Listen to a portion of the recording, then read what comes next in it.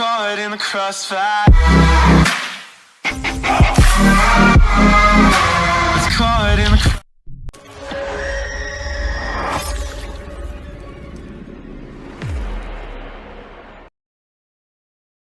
What's up, guys? Lance, the Obscure Movie Guy, coming to you once again with another fun-filled, fact-filled video that you probably won't care about, but we're going to do it anyways, trying to change the world one post at a time.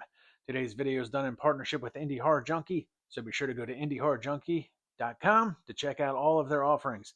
The latest issue of the Indie Horror Junkie magazine is currently available, $5 for a downloadable PDF, $20 for a printable copy shipped straight to your door. They also have the Indie Horror Junkie podcast every Wednesday night at 8 o'clock Eastern Standard Time. New movies to talk about, new people to talk to, new stories to tell. And then there's going to be the Indie Horror Junkie Film Festival, which we'll have more information on in the future. But speaking of Indie Horror Junkie Film Fest, today's video is going to be on one of the films that was shown at this year's Indie Horror Junkie Film Fest at MegaCon in Orlando. And it was actually screened as well at the Scaricon Film Festival, the Indie Horror Junkie Film Festival at Scaricon in Syracuse, New York last year as well. So we liked it so much at the Scaricon convention that we did a special showing of this film at MegaCon. And I'm telling you guys, it's a really good movie. It's still looking for distribution, surprisingly. But today we're going to be talking about On Gallows Hill. So you're like A vampire? Oh, yeah. What are you doing? You can only have the blood type of the person you used to be. And you, my friend, are O negative. Your bloodlust will grow insatiable. You don't want to meet the beast, do you, Malcolm?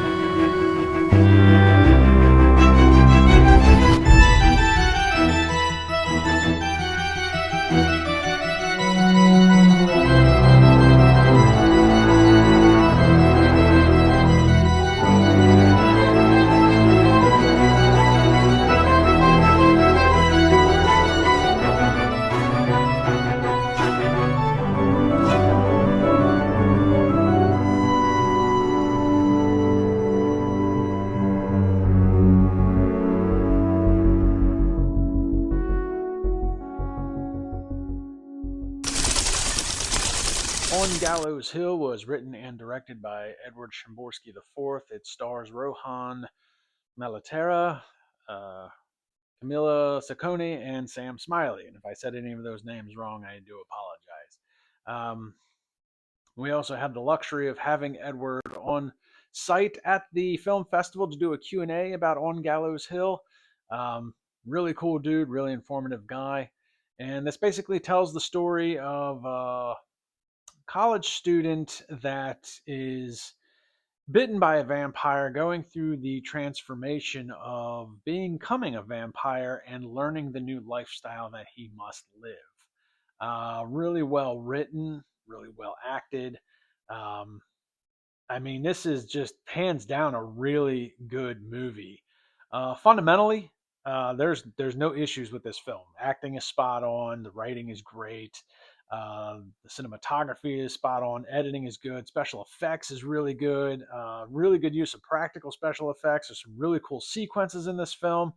And just the title sequence itself, just to give you an idea of how hands-on and practical they went about this, the title sequence is amazing.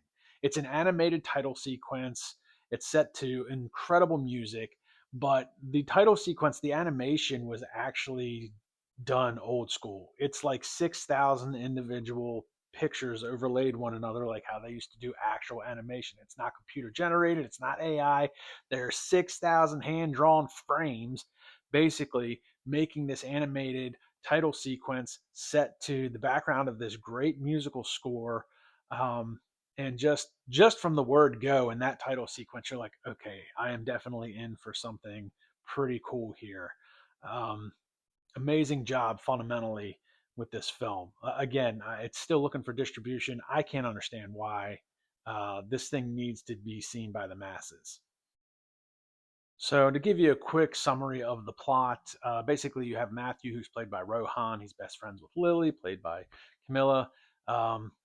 Matthew gets bit by a vampire, starts to go through the transformation, and basically now he's living this double life as like a college student, but still, he still wants to be friends with Lily, but he's kind of got this nightlife that he has to kind of live by in order to survive. And there's another vampire named Joey, played by Sam Smiley, incredible actor. In fact, this is the only film Sam Smiley has done so far, and I don't know why. This guy was amazing. Um, but Joey basically takes Matthew under his wing, kind of shows him the ropes of leaning into this life that he's going to have to do. Kind of takes him under his wing, becomes his best friend. Um, and there's a really good mix um, of old vampire lore versus their own modern take on things. Um, so you kind of get like, there's no reflections in the mirror, sunlight's an issue, but then there's a couple of modern twists on how they deal with their everyday life, trying to, balance that human vampire nature aspect. One of those modern vampire twists they kind of go with is like you're only able to kind of like feed off of the same type of blood type that you are, or like the universal donor type thing. So I thought that was kind of cool because it's kind of a in the title sequence they do show the actually I got the shirt here, um, but they do show like the whole medical snake type thing, the symbol for medicine, and it kind of correlates with the whole blood type thing. So like if you're A positive, you can only drink from people that are A positive because you can't, it's like a blood transfusion. You can't mix blood unless you use the universal donor type. That's the only way you can get around it. So I thought that was pretty cool how they put that in there a little bit. Um, and yeah, cool shirt on Gallows Hill. Got the bat on the back. Uh, this is actually part of like this is Matthew and like the title sequence of him walking, and that's the snake. So that was kind of cool how they integrated that whole kind of like medical stuff into the vampire lore itself. Um, and again, you've got some really good practical special effects. Not just with like the bites. There's even like a gunshot wound in later in the movie that looked really good. Um, and then another one of the cool things that they did was they went very practical and old school with practical effects as far as transforming into like a bat and the bat coming to life. And there's actually a really fun sequence. Um, Rick over at Indie Horror Junkie just referred to it as bat boxing. He was totally stoked with this whole bat boxing thing. But there is this little scene where it's like bat boxing, kind of like cockfighting with roosters. So they had this whole bat boxing sequence. But it's really cool the way it looks because it looks very old school. It was filmed very old school. It's very practical. And one of the cool things they did with the film is in the ending credits, you get to see some of that behind the scenes stuff of how they kind of made that come to life. And it's very, it's very practical. It's fishing line and a fishing rod and, just this fake bat and just kind of moving it and making it flap its wings and stuff like that. So it was really cool. I really appreciated the fact that they went very old school, very hands-on, very practical with everything. And it looks good in the film. It's kind of a throwback to old horror films and what they kind of look like with that type of stuff. Um, and again, the other special effects that they use, there's a lot of blood in this film, like gallons and gallons and gallons of fake blood. But like the bites, the fight sequences, the gunshot wound, I mean, it all looks very, very good. It was really impressive. And what you get with this storyline, aside of mixing some of this old and new mythology, you have Matthew. Um, there's a very I don't, for the lack of a better term, it is a very typical vampire um, yin and yang type film. But because they are college students, there's also kind of this like coming of age type attitude towards it as well. So you get the old yin and yang. Is it a blessing? Is it a curse? How do I live my life?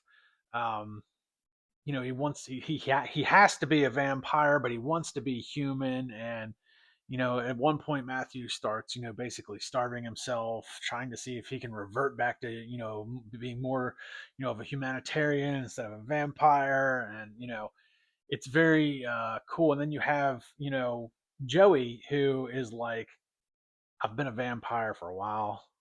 You can't get around it. You're going to have to learn to deal with it. This is how things are, and Joey, he takes him to this nightclub that's run by Kane, and Kane is a much older vampire. He's been around for hundreds of years, and he kind of runs the show. And I don't want to give too much away in the plot because there is a bit of, they do have a solution to their blood problem, for the fact that, you can't always find someone to feed on that is your blood type. So they do have a solution for that. Which is a bit inhumane. And that's where you find this balance of Matthew trying to, find his humanity, but still find a way to be this vampire, even though he doesn't want to be it. So it's very, very complex character. I think Rohan did a really good job portraying all facets of that character. And again, Sam Smiley as Joey, he's got his own demons that he's fighting. He kind of has some of the same issues. Um, he's been a vampire for so long, he doesn't really know how to be human anymore, but he also doesn't like kind of living this life and having to work under or work with Kane, who's kind of a dick.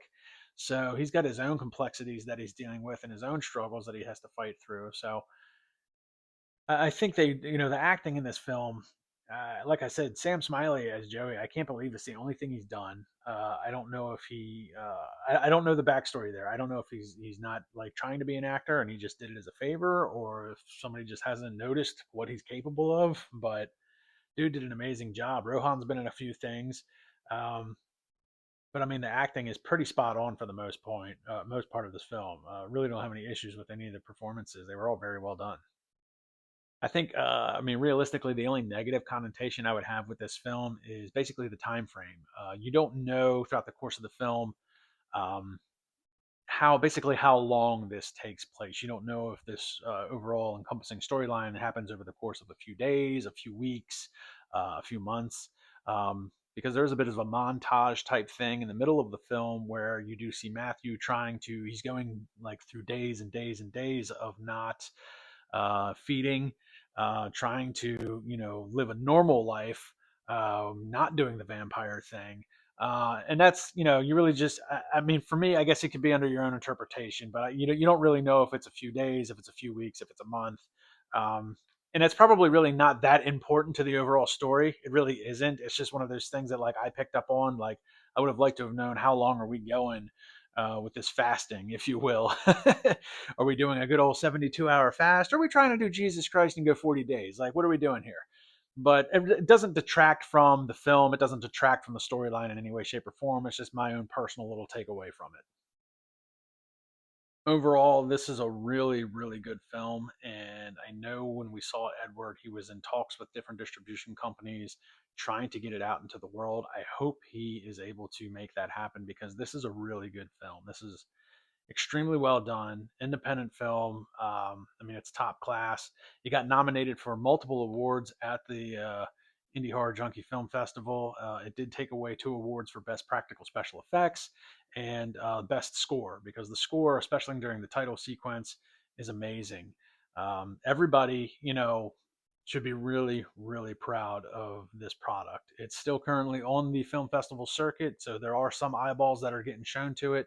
But man, I really hope it picks up, gets a distribution deal soon, because it is a really good film. I think everybody would really enjoy seeing this if you're into vampires. I think this is a perfect blend of, like I said, traditional vampire lore mixed with some more modern day takes.